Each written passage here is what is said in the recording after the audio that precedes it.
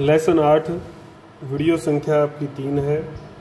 6 बिंदु हम पढ़ चुके हैं परिस्थितियों के बारे में, कारणों के बारे में कि कैसे जो है शानदार या गौरवपूर्ण जो इंग्लैंड की जो क्रांति हुई उसकी परिस्थितियां बनी। आज हम 7वां बिंदु पढ़ेंगे। हमने पढ़ा था कि 1640 तक उसने संसद की कोई बैठक नहीं की। 11 वर्ष के बाद 1640 में उसको बैठक बुलानी पड़ी चार्ल्स को। और उल्लेखनीय बात क्या थी कि एक ही साल में 2 बार संसद बुलाई गई। 2 बार जो संसद बुलाई गई उसके पीछे जो कारण था वो था उसका स्कॉटलैंड से एक युद्ध चल रहा था और उस युद्ध में उसको जो है धन की आवश्यकता थी। धन की आवश्यकता पूरी करने के लिए संसद का जो सत्र है वो बुलाया गया। पहली जो संसद बुलाई गई वो मात्र 3 सप्ताह ही चली, 3 वीक या 3 सप्ताह ही चली, इसलिए इसको शॉर्ट पार्लियामेंट कहा जाता है। दूसरी संसद जो बुलाई गई इसको भंग कर दिया गया था आक्रोश के कारण से। दूसरी जो संसद बुलाई गई थी वो बुलाई गई थी फिर नवंबर 1640 में जब वो संसद बुलाई गई तो वो लंबे समय चली। कितने साल? नवंबर 1640 से 1660 तक चली, लगभग 20 साल। तो बहुत लंबा, इसलिए इसको लॉन्ग पार्लियामेंट जो है कहा जाता है, इतना लंबे समय चलने के कारण से। तो इसने संसदीय व्यवस्था को, इतना लंबा काल था तो सुदृढ़ किया। इसमें नए नियम, नई पद्धतियां, नए सिस्टम जो आए तो कई कानून पास किए गए। कानून जो पास किए गए उससे स्वेच्छा का जो आचरण है वो उसका कम हो गया, मतलब खुद की मनमानी उसकी जो है कम हो गई। एक कानून पास किया गया, उदाहरण के रूप में हम देखते हैं उसके अनुसार 3 वर्ष में एक बार जो है संसद का सत्र या अधिवेशन बुलाना जरूरी कर दिया गया। जैसे पहले 7 साल नहीं बुलाया गया तो कोई नियम नहीं था, लेकिन अब कर दिया गया कि बुलाना अब जरूरी है। दूसरा क्या हुआ इसमें हम देखेंगे, चार्ल्स के एक मंत्री थे अर्ल ऑफ स्टेटफोर्ड, उसके ऊपर संसद ने जो है राजद्रोह का आरोप लगाया का एक मुकदमा चला, उसमें उसको मृत्यु दंड दिया गया।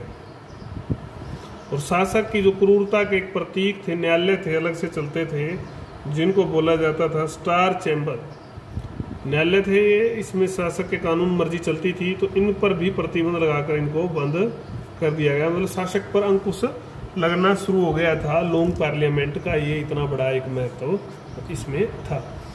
फिर आता है 8वां बिंदु, गृह युद्ध में चार्ल्स प्रथम को फांसी दे दी गई। तो लगातार हम पढ़ते आ रहे हैं कि संघर्ष जो है संसद में और शासक में बढ़ता जा रहा था। तो आखिर में 1642 में जो है चार्ल्स की सेनाओं के मध्य जो है संसद और चार्ल्स की सेनाओं के मध्य युद्ध छिड़ गया। इस युद्ध को गृह युद्ध का नाम दिया गया। शुरुआत कहाँ से होती है? शासक अपने अंगरक्षकों के साथ संसद में जो है प्रवेश करता है, बलात् प्रवेश करता है। तो संसद इसको जो है अपने अधिकारों का हनन मानती है और खासकर 5 जो अग्रणी सदस्य होते हैं संसद के, उनको दंडित करने के लिए ये कदम उठाया जाता है शासक के द्वारा। तो इस कारण से विशेष रूप से जो है संसद ने इसको अपनी मर्यादा, स्वतंत्रता का अपमान समझा और संघर्ष, बड़ी लड़ाई जो है जरूरी हो गई थी। तो दोनों ओर से युद्ध छिड़ गया। संसद की ओर से जो लड़े, संसद की ओर कौन कौन थे?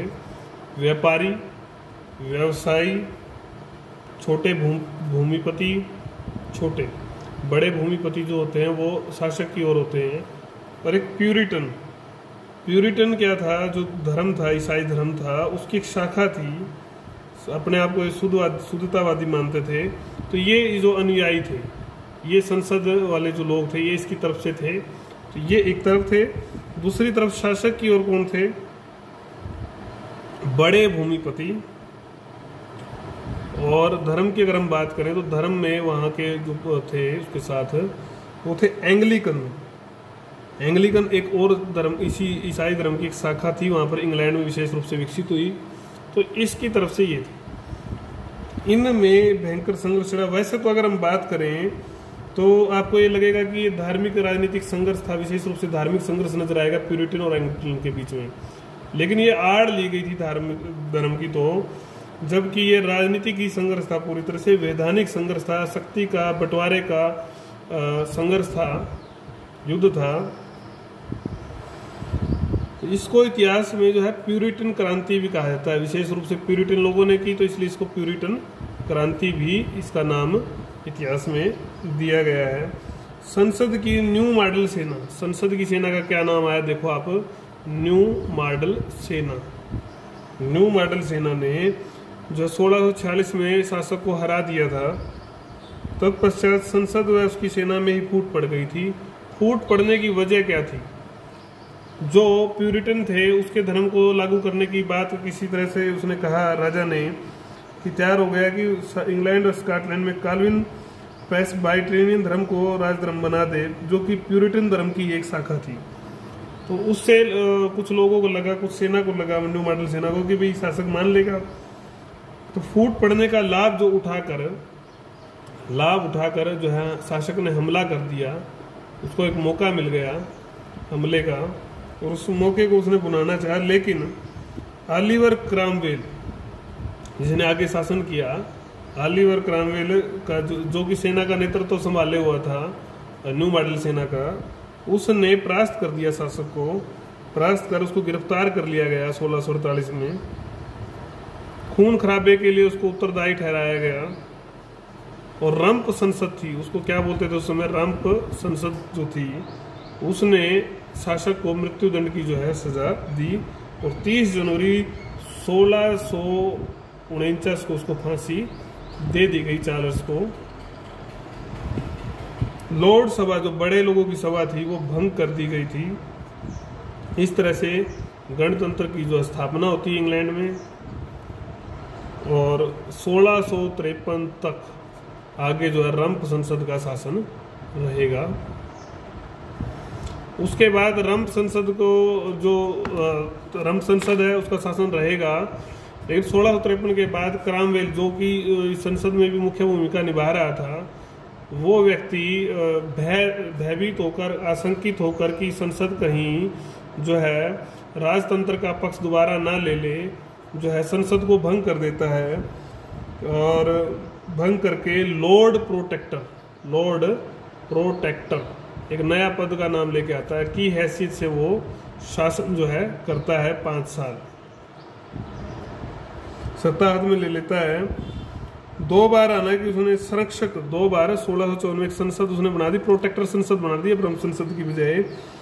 तो 1654 से 56 तक उसने अधिवेशन बुलाया 2 बार, लेकिन उसने देखा कि संतुलन नहीं बैठा पा रहा है, समझा नहीं पा रहा है, तो उसने उसको भंग करना पड़ा। जल्द ही जो है उसने आखिर में 1655 में मेजर जनरल, जो सेना के लोग थे मेजर जनरल, उनकी सहायता से शासन जो है उसने किया 1 साल और। लेकिन सैनिक शासन से लोग जल्द ही निराश हो गए। क्यों हो गए थे? उसका मुख्य कारण क्या था कि इसने प्यूरिटन जो धर्म था और जो नैतिकता के जो इसके सिद्धांत थे, इनको जबरदस्ती लोगों पर लागू करने का प्रयास किया। इससे लोगों ने दबाव महसूस किया, अपनी स्वतंत्रता का हनन माना। तो लोगों का जो जीवन था वो नीरस हो गया था। पुनः लोग सोचने लगे थे कि जो ये गणतांत्रिक जो सरकार बनी है, ये तो और भी जो है खराब है। गणतांत्रिक सरकार बनाने का जो प्रयास था वो असफल होना शुरू हो गया था। लोगों का पुनः जो झुकाव था तो वो राजतंत्र की ओर हो चला था। अब इस दौरान जो 1658 में जो है मृत्यु हो जाती है इसकी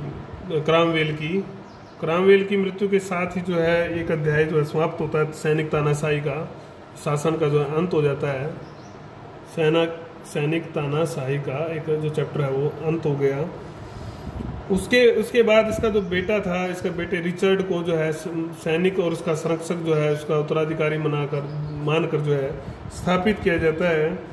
लेकिन न तो उससे इंग्लैंड के लोग खुश थे, क्योंकि वो पहले ही दुखी आए हुए थे, और न सेना खुश थी। सेना खुश इसलिए नहीं थी क्योंकि ये एक असैनिक व्यक्ति था। क्रॉमवेल तो फिर भी खुद इनके साथ लड़ा था, न सेना खुश थी कि भाई ऐसे व्यक्ति का हम उसको अपना सर्वोच्च क्यों स्वीकार करें, तो नेता नहीं बनाना चाहती थी।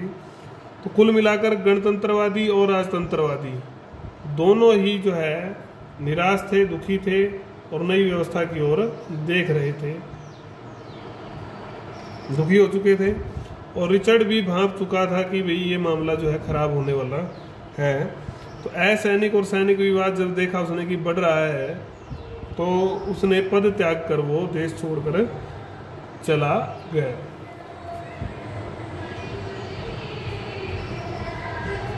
तो इस तरह से ये क्रामवेल और उसके बेटे की जो सत्ता थी उसका अंत हो जाता है।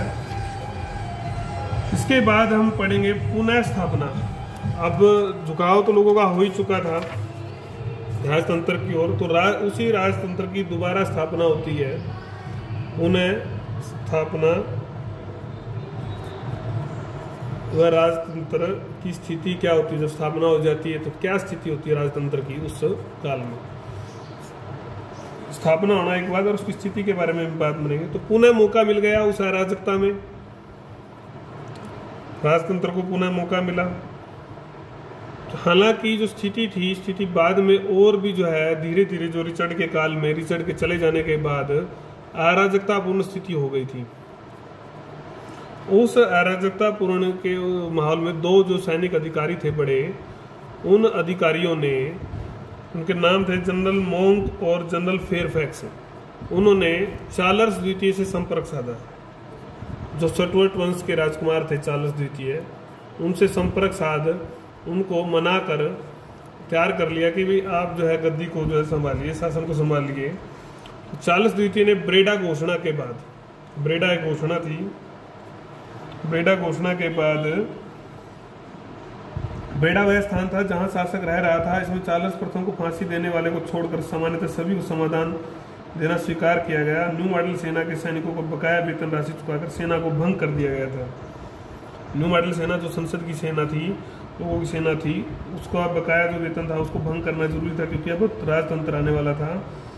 बाकी सब फांसी देने वालों को छोड़कर, मतलब जिन्होंने इसके पिता को जो फांसी दी थी, इसके भाई था मेरे ख्याल से, तो चार्ल्स प्रथम को जो फांसी देने वाले लोग थे उनको छोड़कर बाकी सभी को समाधान कर दिया था। उनको मतलब सजा देना जरूरी था, ऐसी शर्त इसने ब्रेडा घोषणा में रखी थी। इसके बाद उसने जो है पुनः जो राजतंत्र की स्थापना इंग्लैंड में कर दी, पुनः राजतंत्र की स्थापना हो गई। श्रम संसद को भंग कर नए चुनाव कराए गए। इस नए चुनाव में राजतंत्रवादी जो थे उनका बहुलता थी, उनका दबदबा था, ज़्यादा लोग वही चुनकर आए थे। अब संसद ने राजतंत्र के अंतर्गत द्विसदनीय व्यवस्था आ गई थी, वही जो हम पढ़कर आए हैं, हाउस ऑफ कॉमन्स और हाउस ऑफ लॉर्ड्स। ठीक है, लॉर्ड्स और कॉमन्स की दो संस्थाएं बन गई थी। स्थापना तो हो गई, लेकिन 1640 वाला राजतंत्र नहीं था। अब स्थितियां बदल चुकी थी, क्योंकि 20 साल लगभग बीत चुके थे। चार्ल्स दिखावे के लिए तो वैसे ही असीमित अधिकार राजा के पास थे, लेकिन वो सर्वोच्चता कर और कानून के जो मुख्य मामले थे, कर और कानून, कर लगाना और कानून पास करना, उसमें राजा ने संसद की सर्वोच्चता को स्वीकार कर लिया था कि संसद जो कानून पास करेगी वही राजा ने सर्वोच्चता को स्वीकार कर लिया था। 1679 में एक और बड़ा महत्वपूर्ण कानून आया जो हमारे तो 1947 के बाद आया था, बंदी प्रत्यक्षीकरण। इंग्लैंड के वही लोग थे जिन्होंने अपने लिए तो इतने साल पहले ये कानून बना लिया था, लेकिन हमें ये कानून, ये अधिकार जो है कभी नहीं दिया। एक एक्ट पास कर दिया गया था, महत्वपूर्ण कानून था। राजा का जो दैवीय अधिकार था, किसी को भी कितने भी लंबे समय के लिए वो जेल में डाल सकता था, इसको अब समाप्त कर दिया गया था, विशेषाधिकार समाप्त कर दिया गया था कि अपराध सिद्ध हुए बिना अब जेल में उसको अनिश्चित काल के लिए नहीं रखा जा सकता, ये अब नियम आ गया। हालांकि चार्ल्स द्वितीय ने अपने शासन के अंतिम वर्षों में प्रयास किया स्वेच्छाचारी बनने का, लेकिन जन आक्रोश बढ़ गया, विरोध बढ़ गया। विपरीत धारा में जाना जो है आसान नहीं था। दुस्साहस जेम्स द्वितीय ने किया, फिर भी वो उसके खिलाफ गया, तो उसको आखिर में गद्दी छोड़नी ही पड़ी। तो ये आ गया संसद की फिर शक्ति में वृद्धि। इसको भी गद्दी छोड़नी पड़ जाती है एक शासन करने के बाद, फिर संसद की शक्ति में वृद्धि। अभी हमने पढ़ा, अभी हम पढ़ के आए हैं ऊपर कि कानून पास किया संसद ने, कार्य और कानून के रूप में जो है संसद जो है सर्वोच्च हो गई थी। कुल मिलाकर राजतंत्र काफी कमजोर हो चुका था और संसद की प्रतिष्ठा शक्ति जो है दिन प्रतिदिन बढ़ती जा रही थी।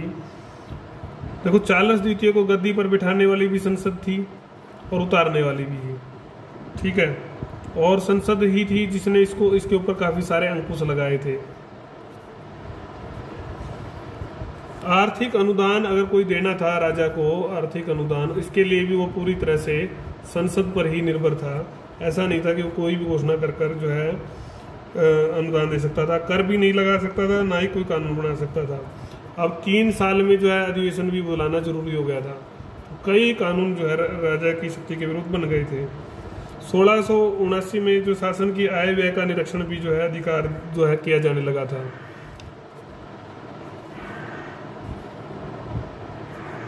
इसमें भी ये महत्वपूर्ण है संसद के पीछे जो शक्ति के पीछे जो जनमत था। अगर हम बात करें, एक क्लेरेंडन जो मुख्यमंत्री था शासन का, उसने कुछ कानून ऐसे पास किए जिससे जनता में विरोध हुआ। आखिर में 1667 में कॉमन्स जो सभा थी उसने उसके ऊपर महाअभियोग चलाकर, एक मुकदमा चलाकर जो है 5 वर्ष की उसको सजा दी, जो कि राजा के इच्छा के विरुद्ध थी। हालांकि राजा ने उसको माफ कर दिया था, शासक ने माफ कर दिया, लेकिन संसद ने उसको माफ नहीं किया। स्पष्ट है, इससे स्पष्ट होता है कि राजा के जो है अधिकार, विशेषाधिकार क्या हो रहे थे, सीमित हो रहे थे, और शासन जो जनता थी उसके अधिकार बढ़ रहे थे। तो ये बिंदु हमने पढ़े इसमें। अगला जो बिंदु है वो अगली वीडियो में पढ़ेंगे हम, वीडियो संख्या 4 में। वो आपका आएगा दलीय प्रणाली का विकास, जेम्स द्वितीय का उत्तरदायित्व और तात्कालिक कार्य। वीडियो संख्या 4 में आप इसको पढ़ें, समझें, धीरे धीरे कोई बात समझ में आए तो पूछें।